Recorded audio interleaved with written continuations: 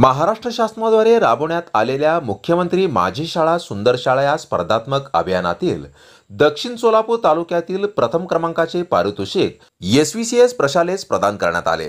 हा पारितोषिक वितरण समारंभ कार्यक्रम उपशिक्षणाधिकारी रुपाली भावसार, गट शिक्षणाधिकारी मल्हारी बनसोडे, विस्तार अधिकारी जयश्री सुतार, विस्तार अधिकारी अंकुश काळे, विस्तार अधिकारी गुरुबाळ सनके, केंद्र प्रमुख शिंदे यांच्या उपस्थितीत संपन्न झाला।